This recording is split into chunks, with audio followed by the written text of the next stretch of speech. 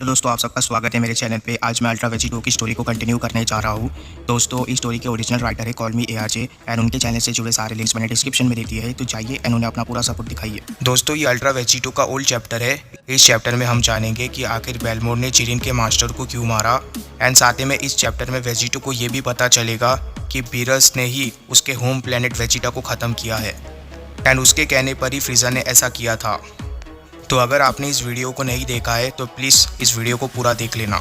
मांगा के शुरुआती पेजेस में हम वेजिटो को देखते हैं। हम देखते हैं कि वेजिटो बिल्कुल शांत खड़ा हुआ होता है एंड वहीं पर दूसरी तरफ हम जिरिन को देखते हैं। हम देखते हैं कि जिरिन पिरामिड ऑफ पावर के अंदर फंस गया रहता है क्योंकि वेजिटो ने दरवाजे को डिस्ट्रॉय कर दिया होता है बाहर से। जिरिन बोलता है कि सन गोकू आखिर तुम ऐसा कैसे कर सकते हो, मैं तो तुम्हारी तरफ से था और मैं तुम्हारे लिए लड़ना भी चाहता था।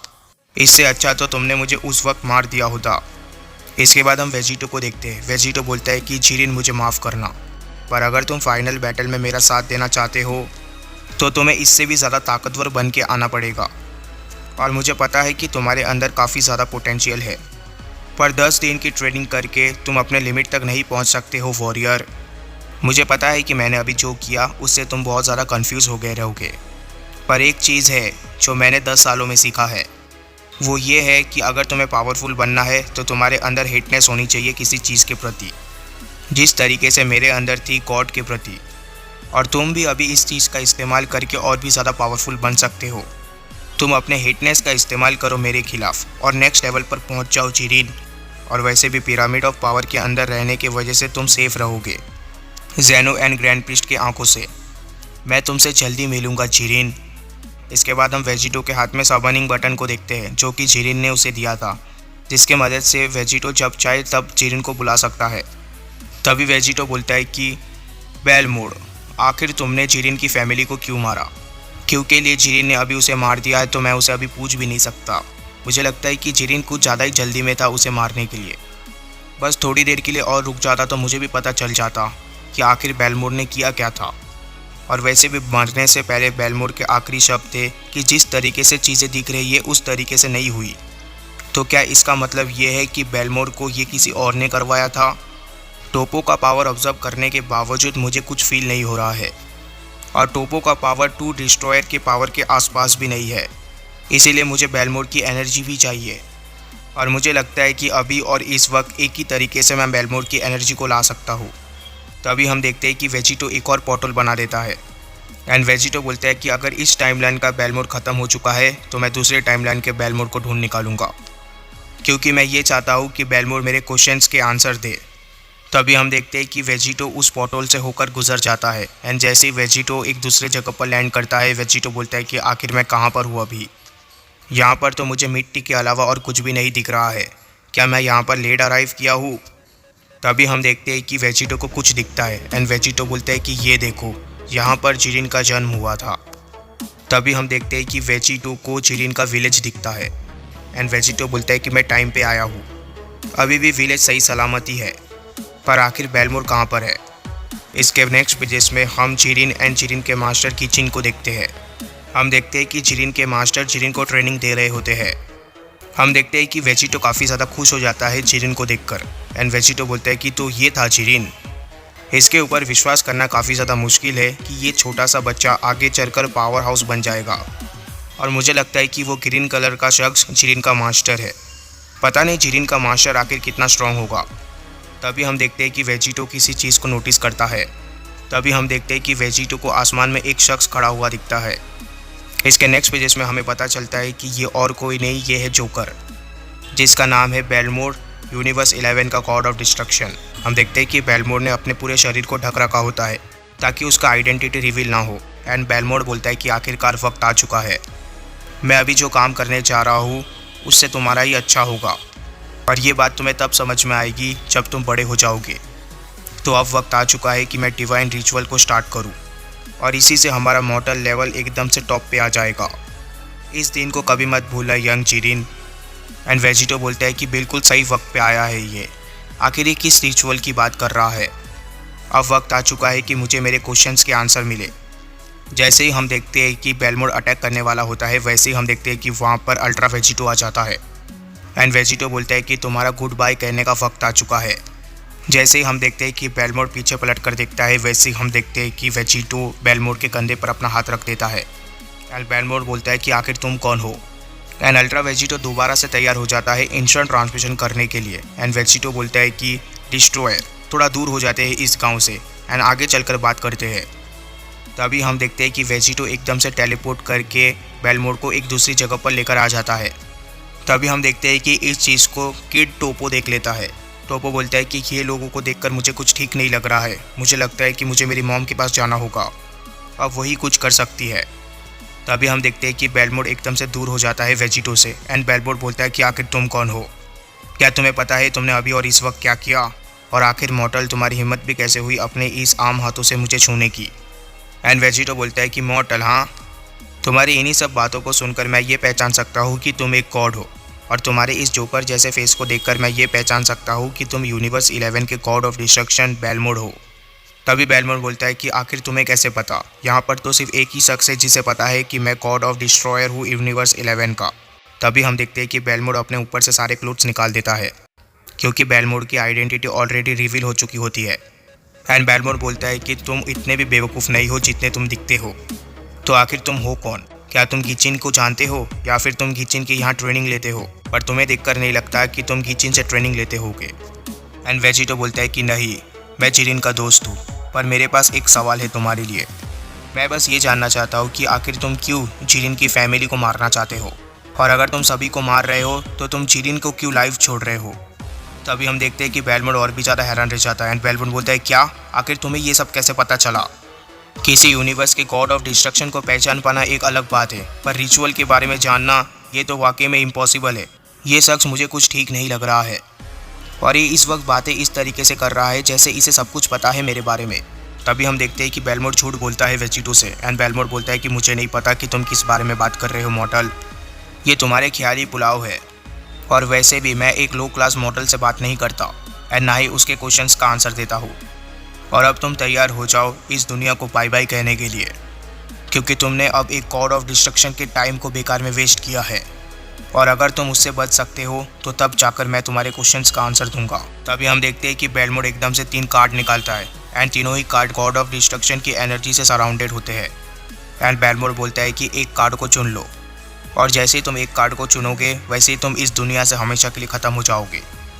तभी इसके नेक्स्ट पेजेस में हम देखते हैं कि बेलमोर एकदम से तीनों कार्ड को फेंक देता है वेजिटो की तरफ। वैन वेजिटो बोलता है कि ये बेवकूफ़ जोकर गॉड किलर के साथ पत्ते खेल रहा है, और इसमें इसकी भी कोई गलती नहीं है, क्योंकि इसे पता नहीं है कि ये किसका सामना कर रहा है।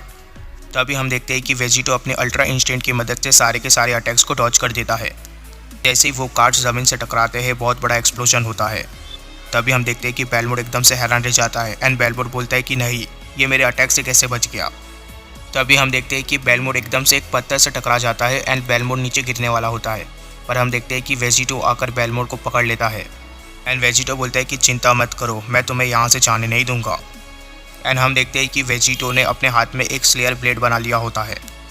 एंड वेजिटो बोलता है कि जो सवाल मैंने तुमसे पूछे हैं उसका आंसर दो या फिर मर जाओ। और एक बात का ध्यान रखना बेलमोर, यहाँ पर सिर्फ तुम ही नहीं हो जिसको हकाई एनर्जी का इस्तेमाल करने आता है। ये सुनकर हम देखते हैं कि बेलमोर एकदम से डर जाता है। एंड बेलमोर बोलता है कि क्या आखिर एक मॉर्टल हकाई कैसे सीख सकता है, और आखिर इसको इस टेक्निक के बारे में कैसे पता चला। एंड बेलमोर बोलता है कि ठीक है, आराम से रिलैक्स करो, तुम जो कुछ भी जानना चाहते हो मैं तुम्हें सब कुछ बता दूंगा। इसके नेक्स्ट पेजेस में हम देखते हैं कि बेलमोर ज़मीन पर बैठा हुआ होता है। एंड बेलमोर बोलता है कि मुझे नहीं पता कि तुम कौन हो, पर तुमने अब तक जो भी कहा है वो बिल्कुल सच है। मैं यहाँ पर जिरिन के विलेज को मास्टर को ही मारने आया था, पर तुम्हें पता होना चाहिए मैं ये एक गुड रीज़न के लिए कर रहा हूँ। इसी में इस पूरे यूनिवर्स की भलाई है, और तुम्हारी बातों को सुनकर तो ऐसा लगता है कि तुम डिस्ट्रॉयर्स के बारे में बहुत कुछ जानते हो, तो तुम्हें सब कुछ डिटेल में बताने की ज़रूरत नहीं है। जैसा कि तुम्हें पता है कि हम डिस्ट्रॉयर्स एंड सुप्रीम काय मॉर्टल लेवल को मेंटेन रखते हैं, एंड तुम्हें यह भी पता है कि मॉर्टल लेवल काफ़ी सारी चीज़ों के ऊपर डिपेंड करता है। कई बार ये एक यूनिवर्स में कितने प्लैनेट एग्जिस्ट करते हैं उसके ऊपर भी डिपेंड करता है, या फिर डिस्ट्रॉयर के स्ट्रेंथ के ऊपर भी, पर मोस्टली ये उस यूनिवर्स में रहने वाले लोगों के लाइफ फोर्स के ऊपर डिपेंड करता है। जैसा कि तुम्हें पता है कि सुप्रीम काय लाइफ को बनाते हैं एंड उसके ऊपर नज़र रखते हैं, पर एक डिस्ट्रॉयर ही पावरफुल लाइफ फॉर्म बना सकता है, और एक डिस्ट्रॉयर तब तक ज़िंदा रहता है जब तक उसकी जगह कोई नया बीइंग नहीं आ जाता। और साथ ही में एक गॉड ऑफ डिस्ट्रक्शन सिर्फ उसके यूनिवर्स में सबसे ज़्यादा स्ट्रॉन्गेस्ट नहीं बल्कि सभी यूनिवर्सेस में सबसे ज़्यादा स्ट्रॉन्गेस्ट होना चाहिए, ताकि वो दूसरे यूनिवर्स के गॉड ऑफ डिस्ट्रक्शंस का भी सामना कर सके, ना कि सिर्फ मॉर्टल लेवल को ऊपर लाने के लिए बल्कि कभी कभार सर्वाइव करने के लिए भी। डिस्ट्रॉयर्स एक दूसरे का सामना कर सकते हैं ओमनी किंग के एन्जॉयमेंट के लिए, और जो इस बैटल को हार जाता है उसका यूनिवर्स पूरी तरीके से इरेज कर दिया जाता है। पर इस तरीके का स्ट्रॉन्गेस्ट गॉड ऑफ डिस्ट्रक्शन ढूंढना इतना आसान काम नहीं है, तो इसीलिए हम डिस्ट्रॉयर एक तरीके का रिचुअल परफॉर्म करते हैं। हम हमेशा ही गॉड ऑफ डिस्ट्रक्शन के पोस्ट के लिए हार्टलेस कैंडिडेट को ढूंढते हैं, ताकि उसके मन के अंदर कोई भी काम करने से पहले किसी तरीके का हेजिटेशन ना आए। इसके बाद हम देखते हैं कि वेजिटो बोलता है कि हाँ, ऐसा सुना सुना सा लग रहा है, टूर्नामेंट ऑफ पावर में भी ज़ेनो ने कुछ इसी तरीके का काम किया था। क्या इसी तरीके का गेम गॉड ऑफ डिस्ट्रक्शन के साथ भी खेला जाता है? और मुझे याद है कि विस ने मुझे ये कहा था कि इससे पहले 6 यूनिवर्सेस को पहले ही ख़त्म कर दिया गया था, तो क्या वो इसी कारण से हुआ था? इसके बाद बेलमोंट बोलता है कि तुम मुझे इस तरीके से मत देखो, ये रिचुअल सभी के सभी गॉड ऑफ डिस्ट्रक्शन फॉलो करते हैं। इस रिचुअल में बेसिकली हम कैंडिडेट के फैमिली मेम्बर्स को मार देते हैं जब कैंडिडेट अपने यंग एज में होता है, जिसके वजह से कैंडिडेट के आसपास सिचुएशन काफ़ी ज़्यादा मुश्किल हो जाती है एंड कैंडिडेट अपने आप को बेहतर बनाता रहता है और उसके अंदर पावर को पाने की भूख आ जाती है, और वो ज़िंदगी भर इसी चीज़ के लिए ट्रेनिंग करते रहते हैं कि वो अपने फैमिली फ्रेंड्स के मौत का बदला लेंगे। और इसी तरीके के टैक्टिक का इस्तेमाल सदियों से करते आए हैं हम, और इसी टैक्टिक का इस्तेमाल मैं करने वाला था जिरिन के ऊपर। और इस चीज़ में हमारा ओरेकल फिश हमारी काफ़ी मदद करता है, वो हमें बताता है कि हमारा नेक्स्ट कैंडिडेट कौन है। तभी हम देखते हैं कि वेजिटो ये सुनकर एकदम से हैरान रह जाता है एंड वेजिटो बोलता है कि तुम तो एक तरीके के शैतान हो, क्या तुम इस तरीके के बेवकूफ़ी को एंड इस तरीके के नॉनसेंस को रिचुअल कहते हो? मैं तुम्हारी इस बातों के ऊपर विश्वास नहीं कर पा रहा हूँ, मुझे नहीं लगता कि सभी गॉड ऑफ डिस्ट्रक्शन ऐसा करते होंगे। एंड बेलमोंट बोलता है कि मैं तुमसे झूठ नहीं बोल रहा हूँ बच्चे, यही वो रास्ता है जिसकी मदद से हर एक गॉड ऑफ डिस्ट्रक्शन डिस्ट्रॉयर बनता है, और ये इसी तरीके से चलता आया है जब से टाइम की शुरुआत हुई थी। मेरे साथ भी ऐसा ही हुआ था, मेरी भी वाइफ को मार दिया गया था। और सिर्फ इतना ही नहीं, मैं तुम्हें दूसरे यूनिवर्सेस के भी किस्से बता सकता हूँ। तुम क्यूटेला को तो जानते ही होगे, उसने गैनोस के पूरे स्पीशीज़ को ही ख़त्म कर दिया जब गैनोस सो रहा था, और उसने गैनोस को ये कहा कि मैं तुम्हारी मदद करूँगा और तुम्हें ट्रेन करूँगा ताकि तुम अपने फैमिली के मौत का बदला ले सको। जिन ने भी गाइबा के सन को मार दिया था, और जब गाइबा गॉड ऑफ डिस्ट्रक्शन बन जाएगा तब मुझे नहीं लगता कोई भी यूनिवर्स सेफ रहेगा। और सबसे लेजीएस्ट गॉड बीरस, वो बेवकूफ़ तो बस सोता ही रहता है। और लास्ट मैंने बीरस के बारे में ये सुना था कि बीरस ने फ्रीज़ा को कहा था सेयन प्लेनेट को ख़त्म करने के लिए, और उसने फ्रीज़ा को ये कहा था कि वो बस प्रिंस को छोड़ के सबको मार दे ताकि वो उसके हार्ट के अंदर डार्कनेस भर सके, ताकि वो अच्छा डिस्ट्रॉयर बन सके। ये सुनकर हम देखते हैं कि वेजिटो एकदम से हैरान रह जाता है एंड वेजिटो बोलता है कि क्या, आखिर तुमने क्या कहा? क्या बीरस प्लेनेट वेजिटा के डिस्ट्रक्शन के पीछे था? नहीं, ऐसा नहीं हो सकता, ये हो ही नहीं सकता। वेजिटा, मुझे नेक्स्ट डिस्ट्रॉयर के लिए चूज़ किया गया था, मेरा प्लेनेट, मेरे फादर।